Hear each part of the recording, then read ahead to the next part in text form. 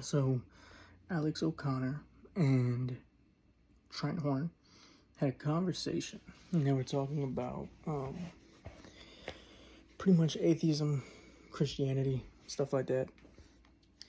As I was listening to them, I thought that Alex brought up a really interesting point. He was talking about how if there's somebody who desperately wants to know God, or genuinely wants to know God, let's say, and is willing to, and they're not resistant to knowing God, and they have this desire, but then they don't believe in God. They don't have that type of faith to actually believe, and they're not convinced of Him. Then is God like kind of playing games with him, or playing games with them? Is He favoring some people, and is He not favoring other people?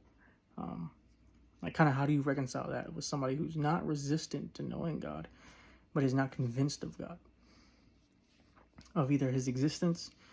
Well, I guess it would have to be His existence in order to then believe in Him, or then choose a God to believe in. So these are just some of my thoughts, something I thought while I was listening. I didn't listen to the whole thing, but for one, some of the things that came to my mind. What does it mean to believe in God? And also, what does it mean that He exists? And so I kind of really what you mean by exist is what that would boil down to is how confident are you in its existence, in His existence? Because truly you don't know if anything does exist, in the sense that you can't, in the sense that you just trust your eyes. You trust your experience. You trust what you can experience and what is in front of you, what is before you, and you put trust in that. So if you see a wall in front of you, you trust that you won't go through that wall. You trust that it is there. You trust that it's the color that you perceive. Like, behind me is a gray wall, or maybe it's white to you, or maybe it's a different color, like so on and so forth, right? You have a confidence in what you perceive, but then if you have a dream, while you're having the dream and experiencing the dream, maybe you're really convinced that that's reality, that's real, that's true. But then when you would wake up from the dream, you would say that that's not real. Or would you say that it's real? Because you experienced it, so to some degree it's real, but then did those things really happen? Is what you would ask, you hear about those dreams. It's kind of funny. It's a wife might be I had these dreams that you were cheating on me and stuff in my sleep, and you were cheating on me in this dream. And then the husband would be like, well, I'm not. And then the wife will still be mad about it. You've heard those jokes or seen that in a comedy skit or something like that. Now, to the wife, she can see that it didn't really happen. It happened in her dream, but it was still real to her. So she has an emotion about it. So did it happen? Did it not happen? Did it really happen? In one sense, no. In one reality, it did not happen. In another, it did. And so, would you argue that one exists more than the other? I would say no. It just depends on in what relation, like how you relate to it. They both exist. Both things happened. He didn't cheat, and then in the dream he did cheat. Both things happened, but in how you relate to that is completely different. You relate to things that you perceive when you're awake in a different way than you do to those things that happen when you're asleep. And so I think the argument for existence from an atheistic perspective and maybe more materialistic perspective does not help you arrive to God, because I think it's flawed in its beginning. Maybe, and maybe Alex, if he was ever to see this, maybe he would say that I'm wrong. And I'm not having a conversation with the guy, so I'm only banking on what I can perceive from the short interaction that I think it was up to the 20-minute mark, maybe up to 30 minutes, where they're kind of discussing that. So I could be completely wrong, but at least just for the baseline, that's one thing, right? So what is existence? And how do you say that God exists or doesn't exist? How do you determine what does or doesn't exist? It's just what you don't trust exists, or what you don't trust is there. or you don't have relation to that thing, or maybe you don't have relationship to that thing, and so therefore you think that it doesn't exist because you don't know how to relate to it. Maybe that's the case. Maybe it's not that it doesn't exist. Maybe it does. It's just you have no relationship to it. Like, you don't know one of those other 7 billion people that are on the planet because you have no way to relate to them, but it doesn't mean that those people don't exist. Maybe you only know of maybe 1 billion people, but the other 6 billion you've never seen, nothing. You just know that there's stats providing, there's information that provides evidence for their existence, but that's all that you have. Apart from that, you don't know who they are. You don't know you don't know them, personally. But it doesn't mean that they don't exist. And so it's kind of similar when it comes to God himself. Okay, does God exist? Well, evidence might show that he exists. And some people would then argue about the evidence, but let's say, just for the sake of the argument, that the evidence does show that he exists. Or say there's even evidence, there's not enough evidence to convince somebody that he exists. It doesn't mean that he doesn't, just because there's not enough evidence for you. Or maybe you interpret the evidence differently. Maybe somebody really does go around and counts 7 billion people, but really there's 7.5. Maybe there's 7.2. Maybe there's 6.9 and there was a miscount, Are you going to have a dead-on accurate number? Maybe, maybe not. Maybe you get the dead-on accurate number for one moment, but then 6 million people die and 3 million people are born, and so the numbers get mixed up. So anyway, I think I'm getting into the details a little too much on that. But I think the point is that even evidence changes, even interpreting evidence. You might have evidence for one thing now, but it doesn't mean that. Here's a good thing, because even when I was listening to him, this is something I thought about. Okay, what faculties do you use to discern God's existence, or to determine God's existence? Do you only use an intellectual approach? Because say that God does exist, that means that he is the creator of even the metaphysical, even the abstract, even the things that are kind of beyond maybe what is, emotions. He created emotions. He created the mind. He created things like that. Even the mind itself. We're not going to get too deep into it, obviously, but I would just go on and on trying to address, contradictory arguments, I guess, if I got too caught up in that. But the metaphysical aspects of us, of our existence, like our feelings, our desires, our wills, our reason, our intellect, all these things, they exist, and I think that those point to something more than just what is what you could say is maybe physical. And so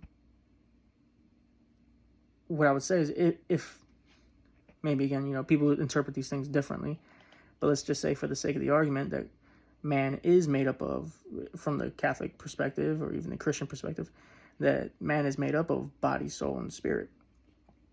Well, then God also can relate to people, both body, soul, and spirit. It doesn't mean that he just relates to people bodily, or how one might say materially. And so you have to deduce God's existence through materials, that which is material. Now, some people will claim, and the Bible even claims, that you can know that God in fact does exist just based off of that which he has created. It points to a creator. And so that's a whole other debate, obviously. But let's say you don't come to that conclusion. You don't agree, and you're not convinced that the evidence shows that which is material and created, and that which you can see, points to a creator of those things. Well, then fine. Let's say that that's not enough. Well, then you have two other, let's say, faculties. You have the soul, and you have the spirit. And so you can have spiritual, something that would lead you to maybe a spiritual experience that would lead you to come to a conclusion that that spirit is real, that the spiritual nature, let's say, or the spirit realm exists. And so then maybe that helps you. Then from that point on, then you start to reason your way into believing that God exists, or maybe even just based off of the soul, which maybe these terminologies I'm not using. Maybe people differ on the usage of these terms. But let's say that the soul, like mind, will, emotions, the personhood that we have, maybe based off of those things, we're able to interact or engage with God and have relation and be able to relate to God in some way. In the sense that maybe, I was talking about when it comes to existence, like some things are real based on how you might relate to it. And so there's maybe you can relate to God more spiritually than you can materially or physically. And so that's what I personally believe. I could be, maybe there's a better way to say these things, a better way to phrase these things, but God exists and he is spirit, and he's the creator of both material and that which is spirit. Now, some people might say that, those things blend, and, based on the argument I made about existence, but not to get too deep into it anyway. Like some people can make the argument based out of quantum mechanics or quantum physics that the material and the spiritual are not that much different, that they are somewhat of the same, just different frequency densities and stuff like that, right? So anyway, but that would be a whole other rabbit trail. Let's just say that there is the two, and they are different or separated or divided in some manner. Well, God being the creator of all these things, those things that are visible and invisible, we also we might be able to come to a knowledge of him, of his existence, by that which is visible. But to really have relationship to him or with him, it must be spiritual, but not solely spiritual. That's something that I'm discovering as being Catholic. I'm coming back to Catholicism, but don't take my word as if I'm completely representing everything that the church would say. I'm putting a lot of these things into my own words. But like as I'm coming back into Catholicism, I do see that there is that the physical and the spiritual are not separate. It's not like a Gnostic type of perspective. But I do think that very much so you have that maybe metaphysical. In the metaphysical realms, we have relation with God. More so than we do in a physical sense. Jesus is not here physically present. He's not. We don't often have a burning bush experience or a cloud descend upon us. Not to say that those things can't happen, or maybe they do. In those extreme cases, maybe they do still happen. I wouldn't deny it. However, those types of things don't happen as often as it is not the primary way by which God interacts or engages with us. The more probable, let's say, is through that which we do not see, the invisible way, the metaphysical way.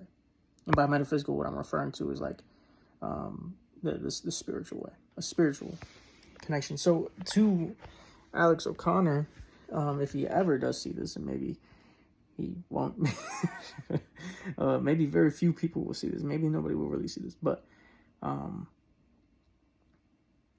if in the case that God does exist, and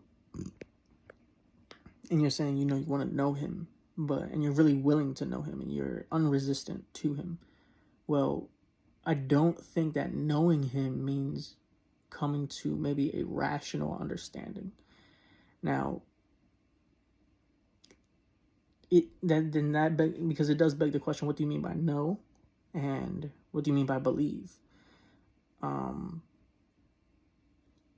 Because believing in God is not something that kind of happens to you. It's not something that's passive and like that there's an epiphany and then it's like now you believe, or like it just comes to you or something like that. There is a little bit of our we do have to exercise trust. And that's why I was like kind of going into the whole existence thing, because that which exists even though we might say it's concrete, we don't know if it's truly there. We just trust that it's there because of our experience, because we experience it to be there.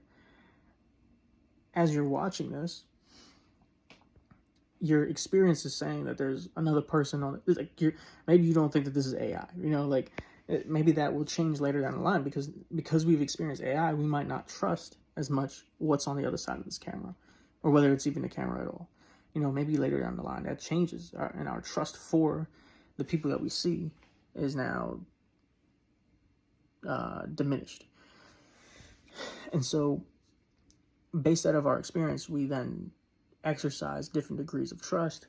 And I think when an atheist says that, when they're talking about God's existence, they are thinking in terms of in a concrete sense, in a scientific, deductive type of manner, rather than realizing. Maybe they don't realize, and maybe I could be wrong too.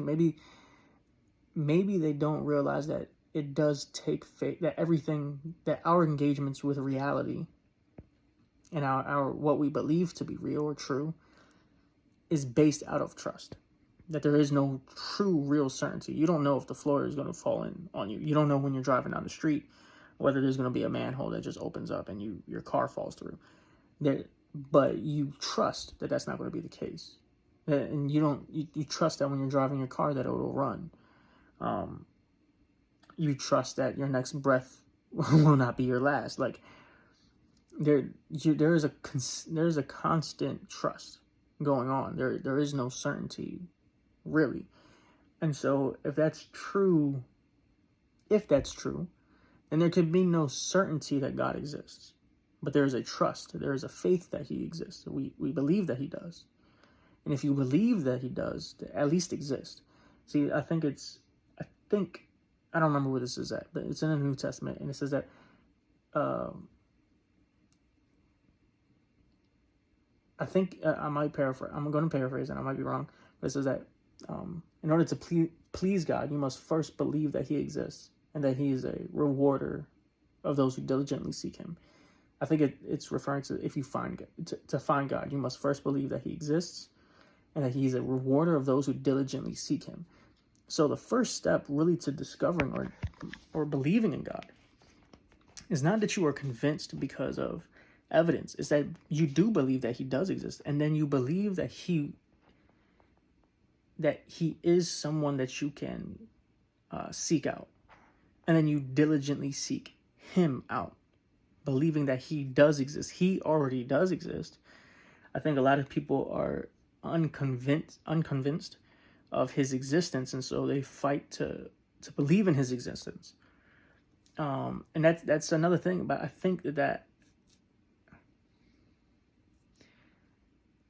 I think from what Scripture shows is that he does already exist, and in order to know him or to have relation with him, you must believe that he first does exist, and then that he also will reward those who do diligently seek him, and the reward is to know him. And so, at least that's what I would say. And so, you go and you seek him, you find him, you are rewarded with knowing him, and that is not the knowing as in like you got the answers right on a test. Again, like it's like, what really do you know in the philosophical sense? But then what does it mean to know God? Like I think there's the concrete version, like the deducible knowing, but then there's you don't really know. There's that space where you become less confident, and I think where people are less confident in the existence of something, maybe because it's not as discernible with the faculties that they typically use, that maybe they lean on more, then they believe that it doesn't exist. So if, for instance, most religious people lean probably more on spiritual faculties, and so when people had epilepsy, or they had like certain like they had seizures or something, maybe because they leaned more on those spiritual faculties. They thought that was demon possession or something. And of course, that's actually true. That actually did happen before. People used to think that like maybe epilepsy or like seizures or certain types of diseases or certain things like that they were actually caused by demons. And then it turned out to be that that's not the case. Because science progressed. But science is another faculty. It's engaging with reality using your intellect, using that which is material, and discovering things in that way. And so, what happens on the other side, if you lean too far onto that which is material and you abandon the other faculties, well, then you might not be experiencing reality for all that it is, and you might be actually disassociating or disconnecting with what does exist within reality because you don't have a way to relate to it. And maybe those things which are more experiential through the spirit or the soul are only able to be experienced through the spirit or the soul. Maybe I could say it like this. Maybe that which is spiritual cannot be experienced materially, physically. Therefore, you must become spiritual to experience that which is spiritual. And so if God is spiritual, you cannot come to believe in God based on the material alone, even though he is one who has created the material. He's created that which is material. So, but because he created that, and he is not that in and of himself, then that which he created points to him. The artistry points to the artist. The creation points to the creator. But to have relationship with the creator, it must be, in this hypothetical, in the way that creator has,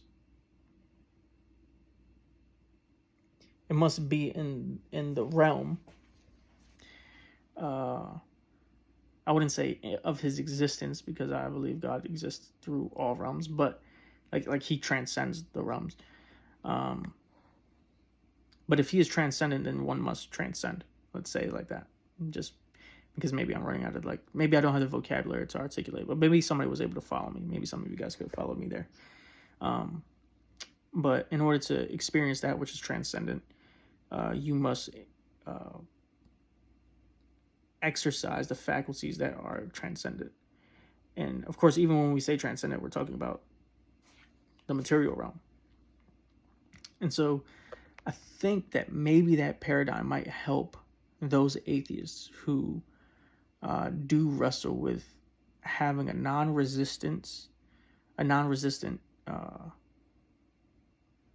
search of God. Maybe they're openly seeking for God, and they're not being resistant. They're not trying to be combative, but yet they just don't arrive to that place. And I would say there has to be an exercising of faith, because you already do exercise faith. You just exercise it more so in one direction and lean very much more on maybe the material, that which is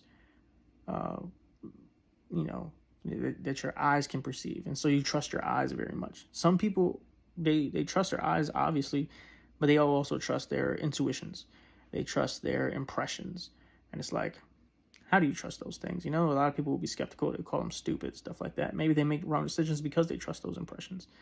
Who knows? Maybe, whatever. Maybe the results look like, the immediate results look like they made wrong decisions or whatever the case is. But some people might lean more on those things, and maybe it leads them into directions that are more favorable for them. And so they become more convinced that they should follow those types of impressions. And maybe at the end of their life, when they do die, they have no regrets of that, and it did lead them well. Now, of course, that's a hypothetical, and it's arbitrary, because you can always say somebody's lying and stuff like that. How much can you even trust? How much can you even trust somebody's own report of those things? I guess you can't. but maybe you can, you know. Ultimately, everything boils down to trust. It's like, why do you trust something? Why do you trust that what you do see right now, what you are listening to, is not a dream? Why do you trust that it is reality? And why do you trust that? I don't know. Why do you trust the things you trust? Because nothing you are really certain of. And hopefully I made that point, and that actually is clear. But at the end of it, if Alex O'Connor ever does see this, then maybe that gives him something to think about. I would like to have a conversation with him, even though you know, I have like no followers. I'm not a famous person. And I know, you know, you kind of got to be famous for people to give you. I'm not going to say that of him, but from what I've seen is most people only want to talk to other people who have high followers and stuff like that, because, you know, that helps to bring traffic. I don't know. It's like a whole thing, you know, when it comes to like numbers. But if we ever did get to talk, first of all, that man is pretty intelligent. He's pretty much a brain. He's a genius. So I probably won't be able to keep up with it, but in simple terms, maybe we would be able to have an interesting dialogue. I would just be interested to know how he would respond to some of these things, and if it would help him. And so, you know, if he still has that true desire to like seek out God, non-resistant, and he's not resistant to it.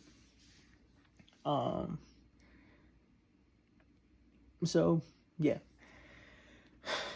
My name is Brandon, and thank you for listening and all that stuff. If anything at any point, you know, this is like the plug part. This is where I tell you, like, subscribe, and all that type of stuff. Yeah, subscribe, like, whatever.